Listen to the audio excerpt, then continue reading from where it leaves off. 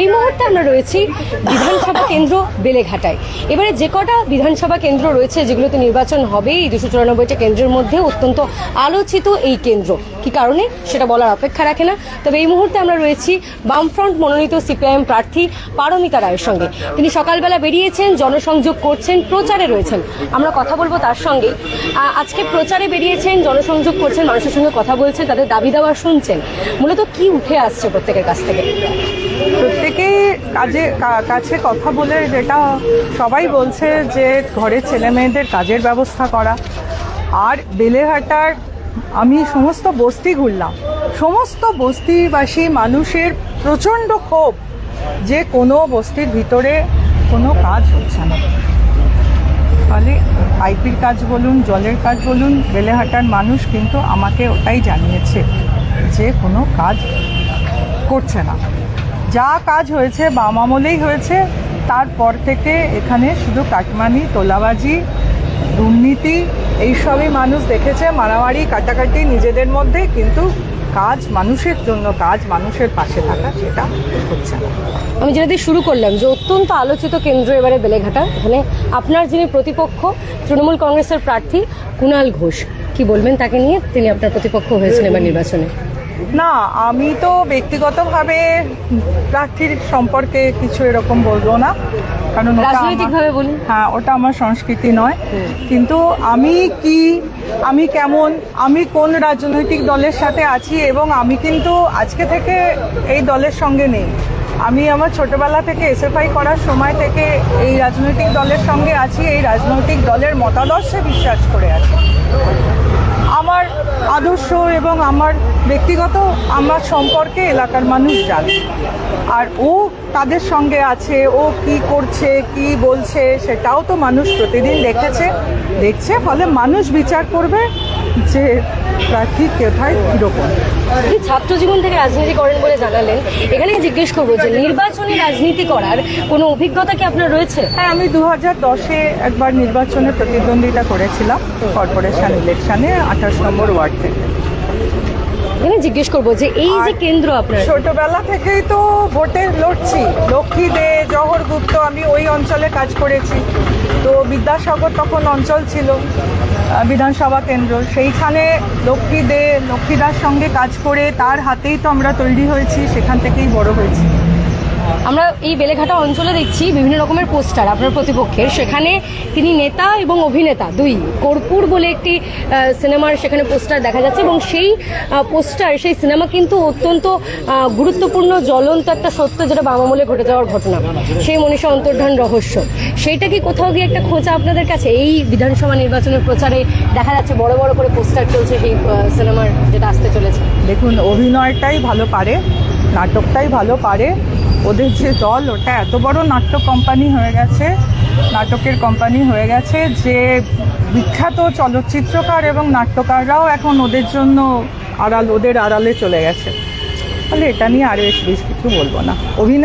অভিনয়টাই তো পারে, সারাক্ষণ মানুষের সঙ্গে নাটক আর অভিনয় করে যাচ্ছে। ঠিক আছে, মানুষ বুঝে নেবে। এই অঞ্চলে, এই বিধানসভা কেন্দ্র বেলেঘাটাতে 18,000 মানুষের নাম এখনো অ্যাডজুডিকেশনে, যাদের মধ্যে বেশিরভাগ অংশটা সংখ্যালঘু। তারা এই যে সাপ্লিমেন্টারি লিস্ট আসার কথা একটা চলছে, এই নির্বাচনের আগে সেই সাপ্লিমেন্টারি লিস্ট বেরোবে কিনা, তারা ভোট দিতে পারবেন কিনা, সেটা নিয়ে তাদের মধ্যে একটা বিস্তর সংশয়ের সৃষ্টি হয়েছে। তাদেরকে গিয়ে কিভাবে ভরসা যোগাচ্ছেন বা কি বলবেন তাদের উদ্দেশ্যে? তারা কি ভোট দিতে পারবেন? আমরা এসআইআর নিয়ে রাস্তায় আছি এবং রাস্তায় থাকব।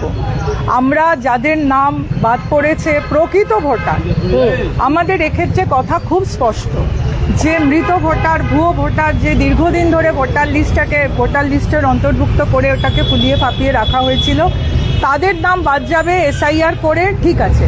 কিন্তু প্রকৃত ভোটার যেভাবে বাদ গেছে এবং তারা যেভাবে হেনস্থার শিকার হয়েছে, আমরা সম্পূর্ণ তার বিরোধিতা করছি এবং তার বিরুদ্ধে আমরা রাস্তায় ছিলাম, আমরা রাস্তায় থাকব। আমাদের লড়াই চলবে যে প্রকৃত ভোটারের নাম তুলতে হবে ভোটের আগে, প্রথম দফা ভোটের আগেই সমস্ত প্রকৃত ভোটারের নাম তুলতে হবে। তারা যাতে ভোট দিতে পারে, তার জন্য আমরা আমাদের সংগ্রাম চালিয়ে যাব।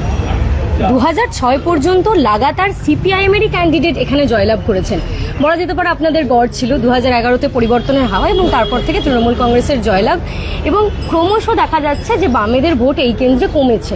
আমরা শেষ নির্বাচন 2021 সালে দেখছি যে আপনারা তৃতীয় শক্তিতে রূপান্তরিত হয়েছেন, বিজেপি দ্বিতীয় শক্তি হিসেবে উঠে এসেছে। আপনার প্রতিপক্ষ কি শুধু এখানে তৃণমূলই নাকি বিজেপি? বা যে ভোটগুলো আপনাদের বাম থেকে রামে গিয়েছে বলে বিরোধীরা কটাক্ষ করেন, শাসক দল কটাক্ষ করে, সেই ভোট অর্থাৎ বামেদের ভোট যেভাবে বিজেপিতে চলে গেছে সেই ভোট ফেরাতে কি কাজ করছেন? প্রথম কথা হচ্ছে বামেদের ভোট বিজেপিতে গেছে, এটা ঠিক কথা নয়। আসলে তৃণমূল আর বিজেপি এদের মধ্যে ভোটারও আদান প্রদান হয় আর নেতাও আদান প্রদান হয়, যাওয়া আসা করে আর কি। কিন্তু বামেদের যে আদর্শের ওপর ভিত্তি করে বামেরা রাজনীতি করে সেখানে কোনোভাবেই ধর্মনিরপেক্ষতা বিরোধী, সংবিধান বিরোধী সাম্প্রদায়িক শক্তির সঙ্গে তারা কোনো অবস্থাতেই এক জায়গায় এক অবস্থানে দাঁড়াতে পারবে না, দাঁড়াবে না। আর এটা বাংলার মাটি, এখানে ধর্মনিরপেক্ষতা কখনো পরাজিত হতে পারে না, ধর্মনিরপেক্ষতারই জয়ী হবে। ফলে এখানে বিজেপি কোনো ফ্যাক্টর নয়, ফলে আমার লড়াই তৃণমূলের সঙ্গে। 11, 16, 21 তিনবারের তাদের বিধায়ক, সেই প্রার্থী বদল করে দিলেন কেন তারা? এখানে যে আপনি বলছিলেন যে নির্বাচনকে কেন্দ্র করে যে বিশৃঙ্খলা, তা সত্ত্বেও অন্য সময় তো যেভাবে আমরা দেখতে পাই দুষ্কৃতীরা এখানে রীতিমতো দাপিয়ে বেড়াচ্ছে, এবং অন্যান্য সময় আমরা কর্পোরেশন ইলেকশনেও দেখতে পাই যে বেলেঘাটা অশান্ত হয়ে যায়, বেলেঘাটা উত্তপ্ত হয়ে যায়। সেই বিষয়টাকে কেন্দ্র করে কি শাসক দলকে একটু চাপে, তার জন্য কি প্রার্থী বদল? কি বলবেন? হতে পারে, এর থেকে বেশি আমি কিছু বলছি না। তবে বদল করে কিছু লাভ কি? বদল করে কাকে ছেড়ে কাকে দিচ্ছে? যে বিশৃঙ্খলার কথা বলছেন সেই বিশৃঙ্খলার সাথে তো এদের নাম সকলেরই যুক্ত আছে। এই যে এত কোম্পানি, সেন্ট্রাল বাহিনী আসছে, ইসিআই দেখা যাচ্ছে একের পর এক যারা প্রশাসনিক মহলে রয়েছেন, পুলিশ কর্তারা রয়েছেন, তাদেরকে বদল করাচ্ছে। কি মনে হয় এবারে শান্তিপূর্ণ নির্বাচন হবে? বেলেঘাটে কেন্দ্রে হবে? দেখুন, প্রশাসনিক যে রদবদল হচ্ছে সেই রদবদল ভালো, আমরা সাধুবাদ জানাচ্ছি। কিন্তু এইবারে মানুষ ঠিক করে নিয়েছে, তারা মাইন্ড সেট করে নিয়েছে যে পরিবর্তন করবে। ফলে মানুষ রাস্তায় নামবে, মানুষ প্রতিরোধ করে তুলবে, সেই মানুষের সাথে আমরা আছি। কি বার্তা দেবেন বিধানসভা কেন্দ্র আপনার বেলেঘাটা, সেই বেলেঘাটার বাসিন্দাদের জন্য এবং সর্বোপরি আপনার দলের হয়ে? কারণ আপনারা বিভিন্ন জায়গায় লড়াই করছেন, আপনাদের একাধিক কেন্দ্র, কলকাতার মধ্যেও যে কেন্দ্রগুলো রয়েছে সেগুলো ঘোষিত হয়ে গিয়েছে প্রার্থী।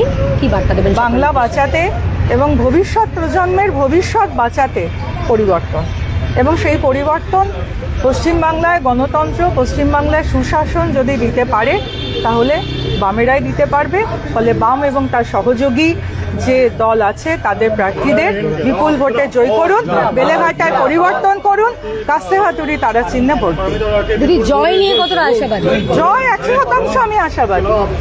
আপনি শুরুতেই বলেছিলেন না যে বাম দুর্গ ছিল তারপরে ভোট কমেছে, না, ভোট ওরকম কমেনি। 2011 সালে মিথ্যে কথা বলে বিভ্রান্ত করা হয়েছে মানুষ, ভুল কথা বলা, সেই বিভ্রান্তি দূর করতে পারবে? বিভ্রান্তি দূর হয়ে গেছে, মানুষ বুঝে গেছে যে আসলে এদের ক্ষমতা দখলের কারণে ছিল তোলাবাজি, কাটমানি, লুটপাট, কত তাড়াতাড়ি কোটি কোটি টাকার সম্পত্তি করে ফেলা যায়, সেটা মানুষ বুঝতে পেরে গেছে। ফলে মানুষ রাস্তায় নামবে, পরিবর্তন করবে। এবং আপনি ঘুরুন না, আপনি সব জায়গায় যান, দেখবেন বলবে যে সিপিএমই ভালো ছিল। ফলে বাম দুর্গ ছিল, ইতিহাসে পুনরাবৃত্তি হতে চলেছে। বামেরাই আবার বেলেঘাটায় আসছে এবং নতুন রূপে, নতুন নামে পারমিতা রায় আপনাদের সঙ্গে বেলেঘাটাবাসীর সাথে আছে, থাকবে। এইটাই আমার বার্তা বেলেঘাটার অধিবাসীদের কাছে। বেলেঘাটার সিপিআইএম প্রার্থী পারমিতা রায় প্রথম দিন প্রচারে বেরিয়েছেন যখন, তারপর থেকে জনসংযোগ করছেন।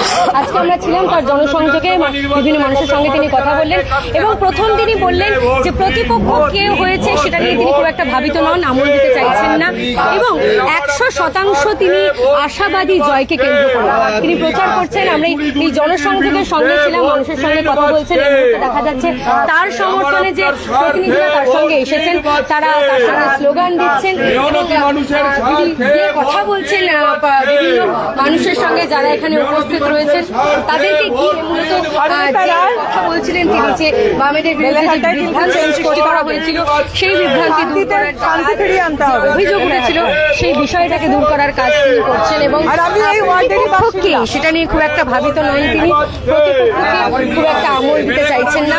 নির্বাচনী রাজনীতির অভিজ্ঞতা রয়েছে, ছাত্র জীবন থেকে রাজনীতি করেন, তাই অনেকটা বেশি কনফিডেন্ট, নির্বাচন নিয়েও খুব একটা ভাবিত নন, জানেন মানুষ উত্তর দেবে, এমনটাই তিনি জানালেন। এবং রীতিমতো দেখা যাচ্ছে যে তিনি জনসংযোগ সারছেন।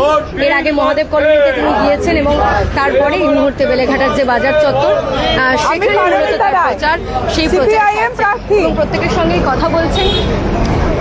যে প্রার্থীদের মধ্যে লড়াই হতে চলেছে সেই বিষয়টাকে দেখার জন্য উৎসুক বাংলার মানুষ, এবং সেই লড়াই কিরকম হয়, নির্বাচন কমিশন শান্তিপূর্ণ নির্বাচন করাতে পারে কিনা, পুলিশ প্রশাসন কতটা অ্যাক্টিভ থাকে এবং তারই সঙ্গে প্রার্থীরা কিভাবে প্রচার করেন সেদিকে থাকবে আমাদের নজর। আপনাদের চোখ থাকুক এবিপি আনন্দে। এবিপি আনন্দ, এগিয়ে থাকে, এগিয়ে রাখে।